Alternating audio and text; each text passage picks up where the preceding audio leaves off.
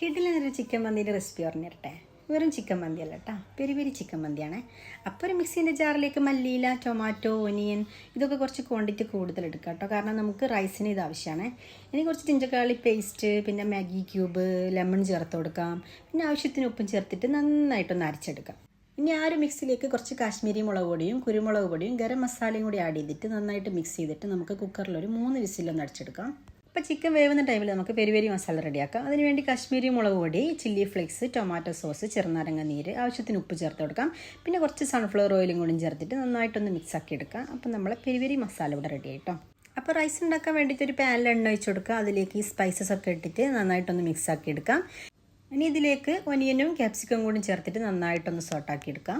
നന്നായിട്ട് സോട്ടായി വരുമ്പോൾ നമ്മളിതിലേക്ക് നേരത്തെ ചിക്കൻ വേവിച്ചിട്ടുള്ള ആ ഒരു സ്റ്റോക്ക് ഉണ്ടല്ലോ, അത് നമ്മളിതിലേക്ക് ഒഴിച്ചു കൊടുത്തിട്ട് നന്നായിട്ടൊന്ന് മിക്സ് ആക്കി എടുക്കാം. ഇനി ഇതിലേക്ക് നമ്മൾ ആവശ്യത്തിനുള്ള വെള്ളം ചേർത്ത് കൊടുക്കാം.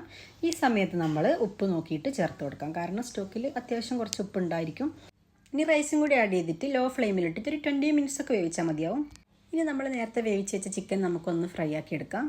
എന്നിട്ട് അതിലേക്ക് നമ്മൾ പെരി പെരി മസാല തേച്ച് കൊടുത്തിട്ട് നന്നായിട്ട് തിരിച്ചു മറിച്ചൊക്കെ ഇട്ടിട്ടൊന്ന് ഫ്രൈ ആക്കി എടുക്കാം. അപ്പോൾ നമ്മൾ റൈസ് ഇവിടെ നന്നായിട്ട് തന്നെ കുക്കായി വന്നിട്ടുണ്ട്. ഇനി നമ്മൾ ആ ഒരു സ്മോക്കിംഗ് സ്മെല്ല് കിട്ടാൻ വേണ്ടിയിട്ട് നമുക്ക് ചിക്കനും കൂടി അതിൻ്റെ മുകളിലേക്ക് ഇട്ടിട്ട് ഒന്ന് സ്മോക്ക് ചെയ്തെടുക്കാം. ഇനി മന്തി ഉണ്ടാക്കാൻ നോക്കുമ്പോൾ ഒന്നും നോക്കണ്ട, ഈ റെസിപ്പി ഒന്ന് ട്രൈ ചെയ്ത് നോക്ക്, അടിപൊളിയാണ്. അപ്പോൾ ഓക്കെ, താങ്ക്സ് ഫോർ വാച്ചിങ്.